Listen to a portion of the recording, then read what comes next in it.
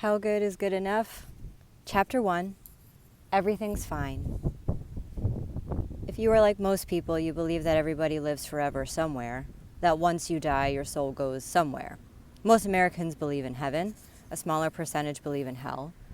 In other parts of the world, the prevailing belief is that the soul comes back around for another lap. We just start over as someone or something else. In spite of all their differences and peculiarities, the religions of this world share one common denominator. How you live your life on this side of the grave determines what happens next.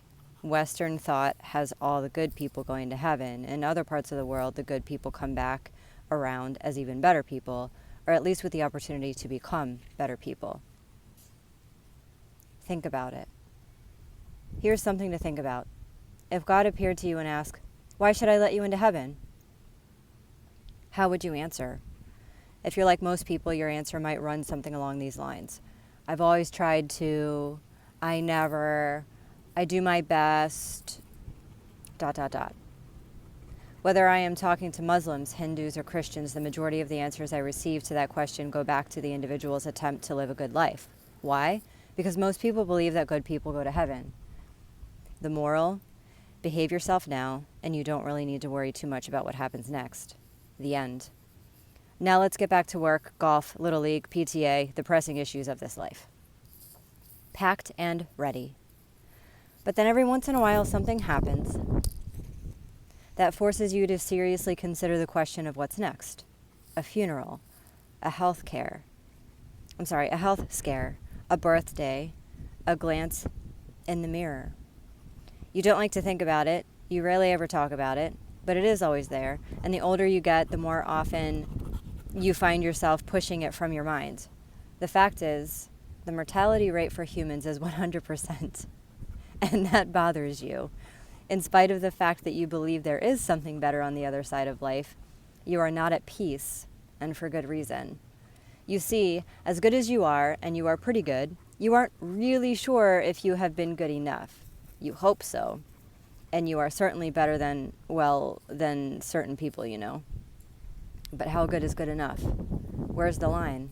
Who is the standard? Where do you currently stand? Do you have enough time left to stash away enough good deeds to counterbalance your bad ones? And while we're asking questions, I'll go ahead and throw one in that perhaps you've wondered about, but were afraid to ask. Just who is in charge of this operation? God?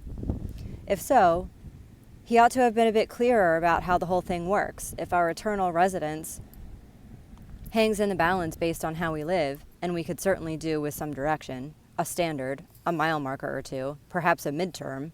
But wait, you say, isn't it the job of religion to answer those questions for me? Sure. Most of the various world religions and their books do exist to answer these questions. Teachers, preachers, ulema, rabbis, priests, lamas, they are all in the business of getting us safely to the other side. Specifically, they are responsible for helping you and me understand how to live in such a way as to ensure a happy ending.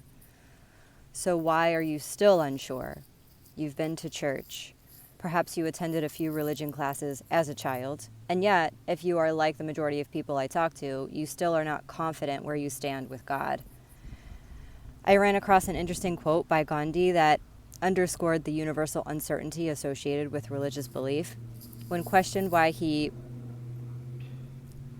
proselytized? When questioned why he proselytized in the arena of politics but not religion, he responded, "In the realm of the political and social and economic, we can sufficiently certain to convert." Wait. I'm going to read his quote again. In the realm of the political and social and economic, we can be sufficiently certain to convert. But in the realm of religion, there is not sufficient certainty to convert anybody, and therefore there can be no conversations in religions. Now that's helpful, isn't it? Even Gandhi didn't find certainty in religion. Okay, I get it. To grandmother's house we go. Several years ago, my wife, Sandra, walked into our kitchen, sat down on the bar stool, and announced that she wanted to make a special trip to her hometown for the expressed purpose of talking to her aging grandmother, Helen, about eternity. I was surprised. Helen was almost 90 at the time. She grew up going to the local Methodist church. Until her health became an issue, she rarely missed a Sunday. She was way better than the average person, certainly good by anyone's standards. "What brought this on?" I asked. "I'm not sure," Sandra said. "I just don't know how much longer she will be with us, and I've never talked to her about God or heaven or any of that." For most people who knew Helen, her ultimate destination would be the least of their concerns. If good people go to heaven, she was a shoo-in. Nevertheless, Sandra hopped in the car and drove 2.5 hours to chat with her grandmother. Helen knew she was coming. Sandra showed up under the guise of wanting to make cookies, but after about 30 minutes of chit-chat, she popped the question. She said, "Grandma, we've never talked about heaven before. Are you sure that when you die, you will go to heaven?" Helen got big tears in her eyes and responded the way the average good person responds to that question. She said, "I hope so, honey." "I hope so?" 90 years of good living, standing by her dying husband till the end, serving her community, loving her grandchildren, paying her taxes, driving the speed limit, and she hopes she goes to heaven? If Helen can't go to sleep at night with the peace of knowing that things between her and her Creator are good, I'm not sure who can. If Helen ain't sure, can't nobody be sure. So why is it that even the really good people at best hope so? I'll tell you why. Because nobody can tell you how good you have to be to go to heaven. Nobody. Don't believe me? Get out the phone book and start calling the religious leaders in your community.